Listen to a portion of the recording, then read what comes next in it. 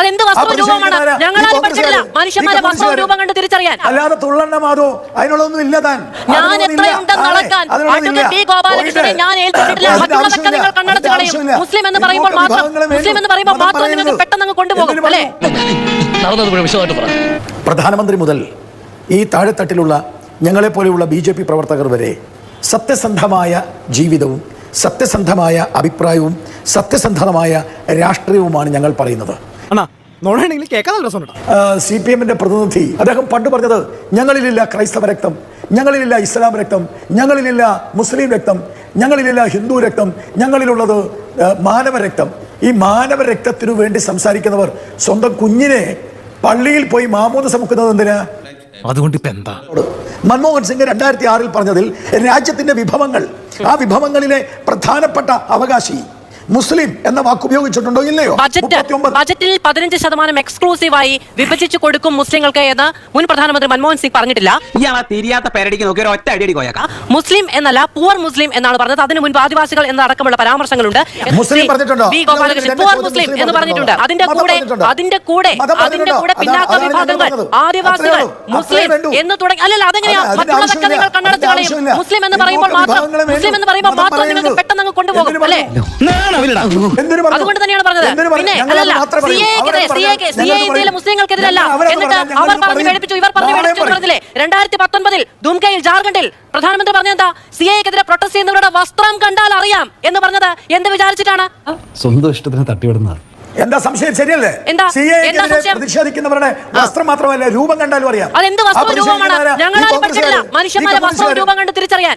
ആ പഠിപ്പ് നിങ്ങളുടേതാണ്. മാന്യതയുള്ള മാധ്യമങ്ങൾ കൃത്യമായി പറയണമായിരുന്നു. നിങ്ങൾ പറഞ്ഞില്ലല്ലോ. എന്ത് പറയണമായിരുന്നു? അല്ല, രാജ്യത്തെ ജനങ്ങളെ വസ്ത്രരൂപം കൊണ്ട് തിരിച്ചറിയണം എന്ന് മാന്യതയുള്ള മാധ്യമങ്ങൾ പറയണമായിരുന്നോ? പ്രധാനമന്ത്രി പറഞ്ഞു, നിങ്ങളുടെ രാഷ്ട്രീയ നേതാവ് പറഞ്ഞു. അതെന്തുകൊണ്ടാണ്? CAA കുറിച്ച് നിങ്ങൾ എന്താ പറഞ്ഞത്? CAA-ക്കുറിച്ച് പ്രധാനമന്ത്രി എന്നാണ് പറഞ്ഞത്. CAA-ക്കെതിരെ പ്രൊട്ടസ്റ്റ് ചെയ്യുന്നവർ 2019 ജാർഖണ്ഡിൽ അദ്ദേഹം പറഞ്ഞു, CAA-ക്കെതിരെ പ്രൊട്ടസ്റ്റ് ചെയ്യുന്നവരുടെ വസ്ത്രം കണ്ടാൽ അറിയാമെന്ന് പറഞ്ഞു. മനുഷ്യന്മാരെ വസ്ത്രം കണ്ട് തിരിച്ചറിയാനുള്ള എന്ത് DNA പരിശോധനയാണ് നിങ്ങൾക്കുള്ളത്? CAA-ക്കുറിച്ച് മാതൃഭൂമിയുടെ എഡിറ്റോറിയൽ എന്താ പറഞ്ഞത്? എന്താണ് പറഞ്ഞത്? നിങ്ങൾ എന്ത് അടിസ്ഥാനത്തിലാണ് CAA-ക്കുറിച്ച് സംസാരിക്കുന്നത്? നിങ്ങൾ എന്ത് അടിസ്ഥാനത്തിലാണ് പ്രധാനമന്ത്രി പരാമർശം നടത്തിയത്? ഒരു ചോദ്യം അങ്ങോട്ട് ചോദിക്കുമ്പോൾ ഇങ്ങോട്ട് തിരിച്ചൊരു ചോദ്യമാണ് മറുപടി. അങ്ങ് പറയുന്നത് ഞാൻ പറയാമെന്നേ, അങ്ങ് ഇതിനൊരു മറുപടി പറയൂ. ഞാൻ പറയാം എന്താണാവോ നിങ്ങൾ പറയുന്നത്? അല്ലെ, എന്താണാവോ മറുപടി? രാജ്യത്തെ മനുഷ്യരെ വസ്ത്രം കണ്ടും ബി ഗോപാലകൃഷ്ണൻ പറഞ്ഞ രൂപം കണ്ടും തിരിച്ചറിയാൻ കഴിയുന്ന ആ വിശിഷ്ട സിദ്ധി ഒന്ന് പറഞ്ഞോ, ഒന്ന് മനസ്സിലാക്കാനാണ്. ഈ വീട്ടിലെ ഏറ്റവും വലിയ ദുരന്തമാണ് ഇവൻ. മനുഷ്യന്മാരെ ഏറെ കണ്ടിട്ടുണ്ട് 10-14 വർഷത്തിനിടയ്ക്ക്. ഇതുവരെ ഒരു മനുഷ്യനെയും അങ്ങനെ തിരിച്ചറിഞ്ഞിട്ടില്ല. ഇനി ഒട്ടും തിരിച്ചറിയാൻ പോകുന്നുമില്ല അഡ്വക്കേറ്റ് ബി ഗോപാലകൃഷ്ണൻ. ഇനി ഒട്ടും തിരിച്ചറിയാൻ പോകുന്നുമില്ല. അതിനുള്ളൊന്നും ഇല്ല. താൻ ആ ത്രാസിലെ മനുഷ്യന്മാരെ അവരുടെ അഭിമാനത്തിന്റെ പേരിൽ, അല്ല അവരുടെ മികവിന്റെ പേരിൽ, അവരുടെ പ്രയത്നത്തിന്റെ പേരിൽ, അവരുടെ വസ്ത്രത്തിന്റെ പേരിൽ, അവരുടെ നിറത്തിന്റെ പേരിൽ, ഇതിനൊക്കെ അളക്കാനുള്ള അങ്ങയുടെ ആ ത്രാസ് അങ്ങേക്ക് പ്രധാനമന്ത്രിയുടെ കയ്യിൽ നിന്ന് കിട്ടിയതാണെങ്കിൽ ആ ത്രാസിനെ കുറിച്ച് എനിക്ക് ഒരു ബഹുമാനവുമില്ല. ആ ത്രാസിനെ കുറിച്ച് എനിക്ക് ഒരു ബഹുമാനവുമില്ല.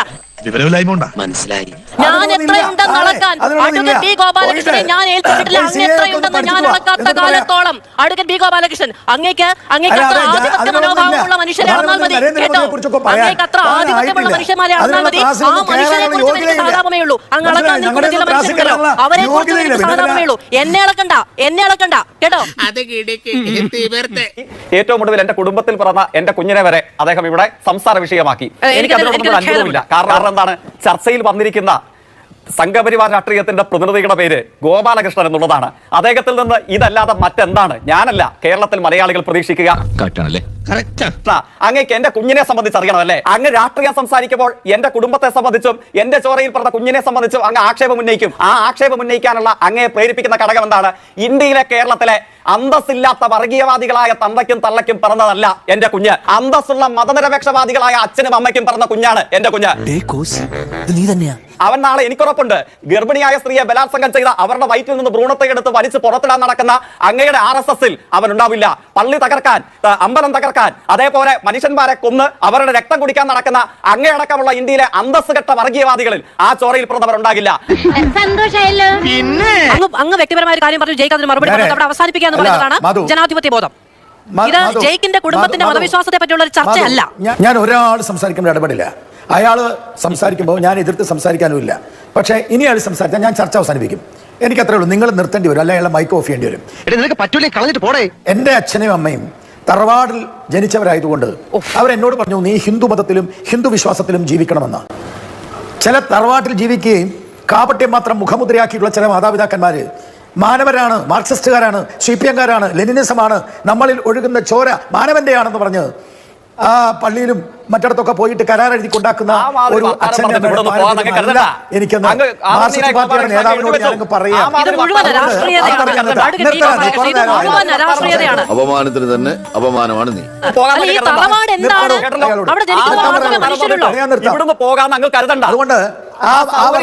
അതുകൊണ്ട് എനിക്കിതിൽ ഇടപെടാൻ കഴിയില്ല. ഗോപാലകൃഷ്ണൻ, അങ്ങ് അദ്ദേഹത്തെ വളരെ വ്യക്തിപരമായാണ് അധിക്ഷേപിക്കുന്നത്. ഞാൻ അങ്ങനെ തന്നെ പറയും. അങ്ങനെ നിനക്ക് വല്ല പ്രാന്തണ്ട ഈ ഉളകളോട് വർത്താനം പറയാൻ.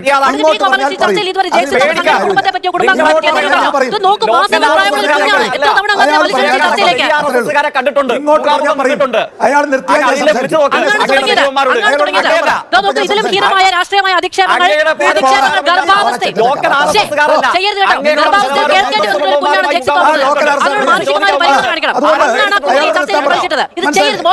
അവന്റെ മോതണ്ടല്ലേ ഈ എരുമയെ കൊണ്ട് ചവിട്ടിപ്പിക്കട്ടെ. വർത്താനം പറയണ്ട. ആര് പറയണ്ട? വർത്താനം പറയാനാണ് ചർച്ചയ്ക്ക് വിളിക്കുന്നത്. വർത്താനം പറയാനാണ് അടുത്ത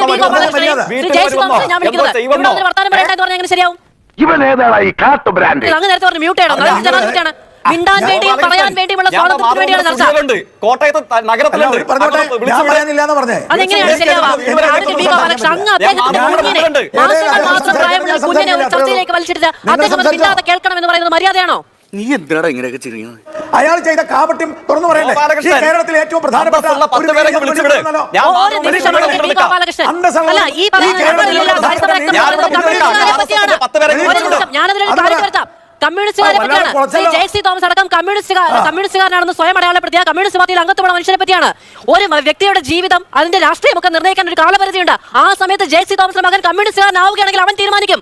ജനിക്കുമ്പോഴേ കമ്മ്യൂണിസ്റ്റുകാരനാകാൻ ഇത് മതമല്ല, രാഷ്ട്രീയമാണ്. അതിന് ബോധം വേണം. നിങ്ങളൊരു മണ്ടനായി പോയല്ലോ. അങ്ങനെ രാഷ്ട്രീയ പാർട്ടികൾ ഉത്തരവാദിത്ത ബോധത്തോടെ പ്രതിനിധികളെ അയക്കുന്ന രാഷ്ട്രീയം പറയാനാണ്, കുടുംബത്തിരിക്കുന്നവരെ പറയാനല്ല. ഇവിടെ രാഷ്ട്രീയം പറഞ്ഞതാണോ? നരേന്ദ്രമോദി നുണയനാന്ന് പറഞ്ഞത് രാഷ്ട്രീയം പറഞ്ഞതാ? അങ്ങതിന് മറുപടി പറഞ്ഞു. ഇത്ര പ്രധാനമന്ത്രി ഞാൻ പറഞ്ഞില്ല എനിക്ക് രാഷ്ട്രീയമായി ബാധില്ല. അങ്ങ് മറുപടി പറഞ്ഞു. രാജ്യത്തിന്റെ പ്രധാനമന്ത്രി നിങ്ങൾ നുണയനാണെന്ന് പറഞ്ഞില്ലേ? അത് മോശമായി പോയില്ലേ? അത് പിൻവലിക്കട്ടെ. നിങ്ങളുടെ നേതാക്കൾ ഇന്ന നുണ പറഞ്ഞിട്ടില്ലേ എന്ന് പറഞ്ഞു. അങ്ങേക്ക് പൊള്ളിയില്ല. മുതലാളിയുടെ കഷ്ടകാലം എന്നല്ലാതെ ഞാൻ എന്താ പറയാ. ആദ്യം നമ്മൾ പോകുന്നത് പ്രശാന്ത് ശിവനിലേക്കാണ്. പ്രശാന്ത്, ഈ നോട്ടുകെട്ടുകൾ കൊണ്ട് വോട്ട് വാങ്ങാമെന്നൊരു വിചാരം ഉണ്ടായിപ്പോയോ? ഇത് ഉമ്മാരുടെ ആദ്യത്തെ പരിപാടിയൊന്നുമല്ല. ഇതിനകത്ത് തുടക്കത്തിൽ തന്നെ ഞാൻ ഒരു ക്ഷമാപണത്തോട് തന്നെ ഒരു കാര്യം പറയാം. ആകെ ഒരു 10-15 നിമിഷം 10 നിമിഷമാണ് എന്നോട് ഈ ചർച്ചയിൽ ഉണ്ടാവണം എന്നുള്ള രീതിയിൽ പറഞ്ഞിട്ടുള്ളത്. അത് ഈ തെരഞ്ഞെടുപ്പ് തിരക്കിനിടയിൽ 10 മിനിറ്റ് സമയം മാത്രമാണ് എനിക്ക് ഈ ചർച്ചയിൽ തുടരാനായിട്ട് സാധിക്കുക. വളരെ വളരെ സന്തോഷം. അത് ഓൾറെഡി അറിയിച്ചതിന് ശേഷമാണ് ഞാൻ ഈ ചർച്ചയിൽ വന്നിട്ടുള്ളത്. ഇനി നേരെ വിഷയത്തിലേക്ക് വരാം. ഇതിനകത്ത് ഇന്ന് കാലത്ത് കണ്ണാടിയിലുണ്ടായ സംഭവവുമായി ബന്ധപ്പെട്ട് ഇതിനകത്ത് ഞാൻ പറയുന്ന ഹലോ, എനിക്ക് വളരെ ക്ലിയർ ആണെന്ന് പറഞ്ഞോളൂ. വിളച്ചിലെടുക്കല്ലേ, ചോദിച്ചതിന് മറുപടി പറ.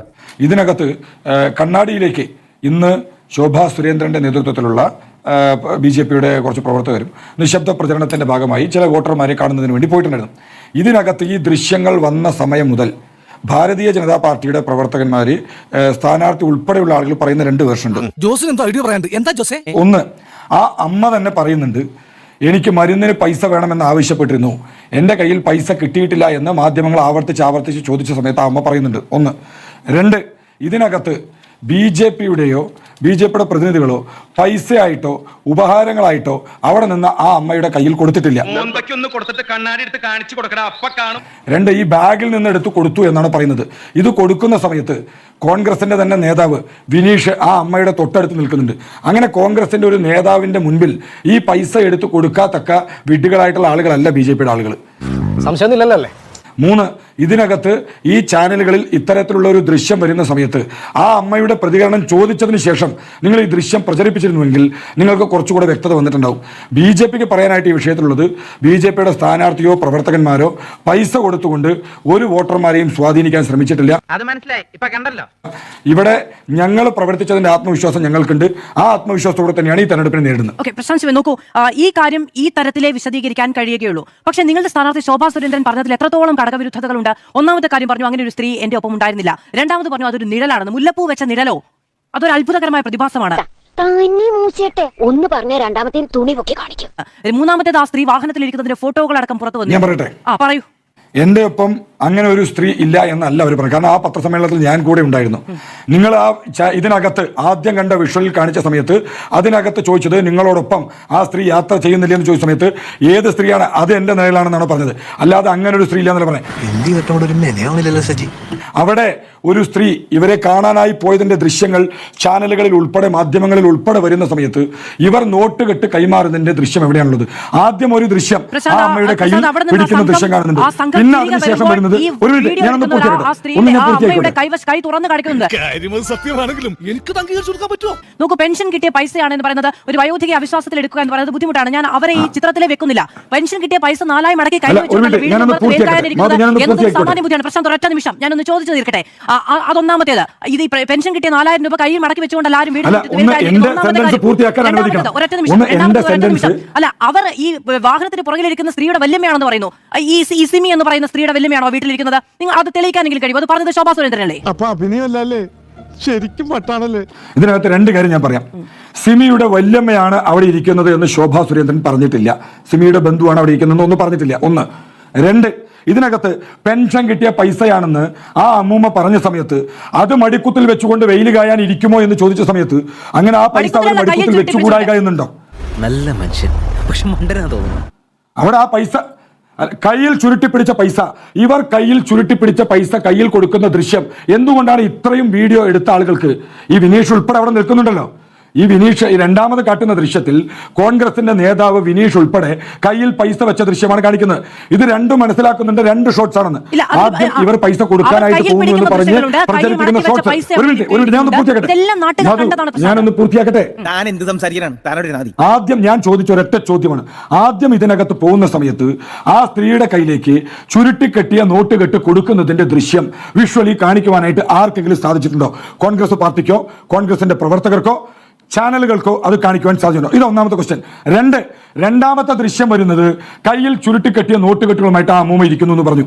അവിടെയുള്ള ഈ അമ്മൂമ്മയുടെ മടിക്കുത്തിൽ ഉണ്ടായിരുന്ന പൈസയാണ് അത് എന്ന് ആ അമ്മൂമ്മ തന്നെ പറഞ്ഞ സമയത്ത് ശ്രീ പ്രശാന്ത് ശിവൻ, ക്യാമറ തുറന്ന് വെച്ചേക്കുന്നിടത്ത് ഈ പണം കൈമാറ്റം ചെയ്യില്ല, അതിനുള്ള വിഡ്ഢിത്തരം നോക്കൂ. ഡിബേറ്റബിൾ ആണെങ്കിൽ പോലും അതിനുള്ള വിഡ്ഢിത്തരം BJPക്കാർ കാണിക്കില്ല എന്ന് അങ്ങ് തന്നെയല്ലേ പറഞ്ഞത്. അവരവിടുന്ന് തിരിഞ്ഞു പോകുന്നതിന്റെ തൊട്ട് പിറ്റേ അടുത്ത സെക്കൻഡാണ് ഈ കയ്യിൽ ചുരുട്ടിപ്പിടിച്ച പണം കാണിച്ചിരിക്കുന്നത്. അപ്പൊ അങ്ങ് അത് ഒരൊറ്റ ദൃശ്യത്തിൽ വേണമെന്ന് വാശി പിടിക്കുന്നത് ആയിക്കോട്ടെ. ഈ കയ്യിൽ ചുരുട്ടിപ്പിടിച്ച പണം ഉണ്ടായിരുന്നു, കയ്യിൽ ചുരുട്ടിപ്പിടിച്ച പണം കാണിക്കുന്നു എന്ന് പറഞ്ഞു. സിമി നായർ കൊടുക്കുന്ന പൈസ അല്ലെങ്കിൽ XY ആരാണ് കൊടുക്കുന്നത് എന്ന് കാണിക്കല്ലോ. ഞാൻ ഇത്ര നേരം പൊട്ടന്റെ മുമ്പിൽ ശങ്കൂന്നിരുന്ന പ്ലേ ചെയ്യൂ. പൈസ കൊടുത്ത് പൈസ കൊടുക്കുന്ന മാസ്റ്റർ കാൻഡിഡേറ്റിൽ പോയിട്ട് പൈസ കൊടുക്കുന്ന മാസ്റ്റർ പൈസ കൊടുത്ത് പൈസ കൊടുക്കുന്ന മാസ്റ്റർ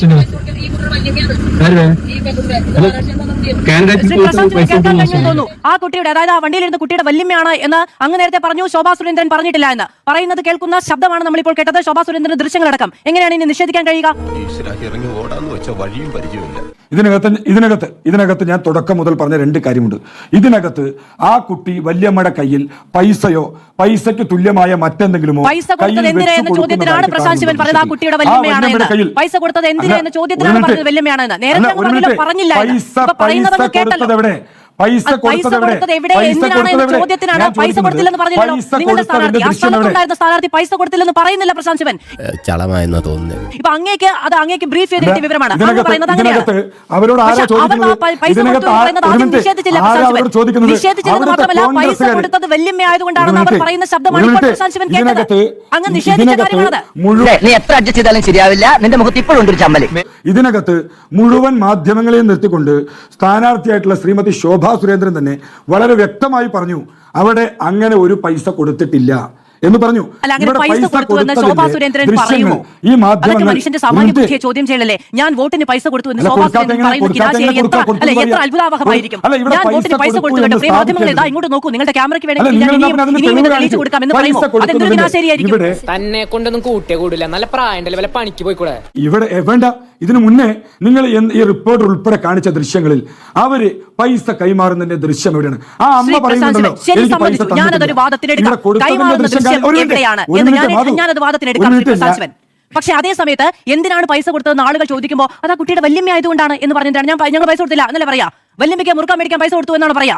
ഇനി നമ്മൾ എന്ത് ചെയ്യുമല്ലയ്യ? ഇവിടെ അതിനകത്ത് ഒരാളും ആ വല്യമ്മയുടെ കയ്യിൽ പൈസ കൊടുക്കുന്നതിന്റെ ദൃശ്യം ഇന്ന് ഏതാണ്ട് ഒരു 7-8 മണിക്കൂറായിട്ട് പൈസ കൊടുക്കുന്നതിന്റെ സിംഗിൾ വിഷ്വൽസ് കാണിക്കാനായിട്ട് ഒരു ചാനലുകാർക്ക്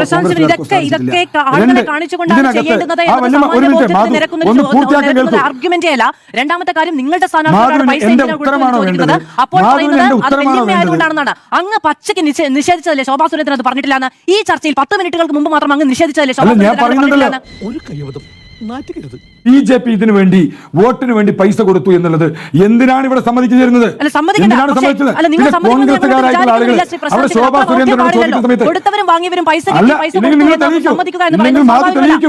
രണ്ട് കാര്യത്തിൽ ആ ദൃശ്യങ്ങൾ ഞാൻ വേണമെങ്കിൽ ഇനിയും പ്ലേ ചെയ്ത് നിഷേധിച്ച ഒരു കാര്യം ശോഭാ സുരേന്ദ്രന്റെ ഭാഷയിൽ ശോഭാ സുരേന്ദ്രന്റെ ശബ്ദത്തിൽ ദൃശ്യത്തിൽ നമ്മൾ കേട്ടു. വല്യമ്മ ആയതുകൊണ്ടാണ് പൈസ കൊടുത്തത്. കൊടുക്കാത്ത പൈസ കൊടുത്തു എന്ന് എന്തിനാണ് നിങ്ങളുടെ സ്ഥാനാർത്ഥി പറഞ്ഞത്?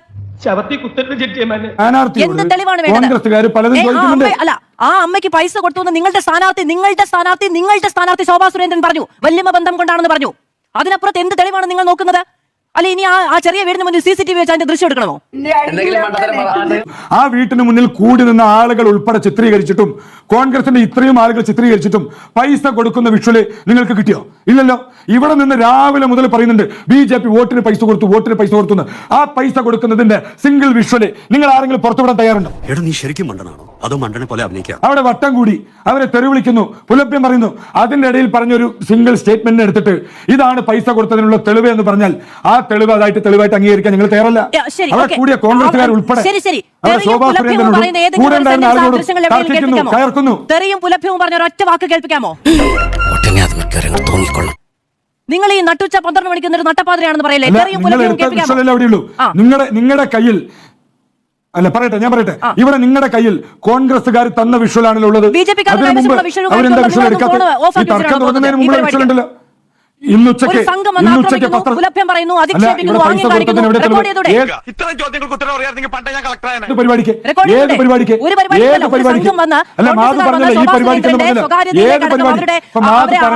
അധിക്ഷേപിക്കുന്നു, ദൃശ്യങ്ങൾ റെക്കോർഡ് ചെയ്തൂടെ? എനിക്ക് ഒരൊറ്റ ക്വസ്റ്റ്യനേ ഉള്ളൂ. നിങ്ങളുടെ സ്ഥാനാർത്ഥി അങ്ങനെയാണെങ്കിൽ എന്തിന് കള്ളം പറഞ്ഞു? പണം കൊടുത്തു ഈ പരിപാടിക്ക് പോകുന്നെന്ന് പറഞ്ഞു. ഏത് പരിപാടിക്ക്? ഈ പരിപാടിക്ക് ഏത് പരിപാടി? അതൊരു പരിപാടിയല്ലേ? അത് രാഷ്ട്രീയ പരിപാടിയല്ലേ? വോട്ടർമാരെ കാണാൻ പോകുന്ന രാഷ്ട്രീയ പരിപാടിയല്ലേ? നിശബ്ദ പ്രചരണത്തിന് പോകുന്ന പരിപാടിയല്ല. ആളുകളെ കാണുന്നു, നീ എവിടെ പരിപാടി അവതരിപ്പിച്ചാലും ഇത് തന്നെയാണല്ലോ നിന്റെ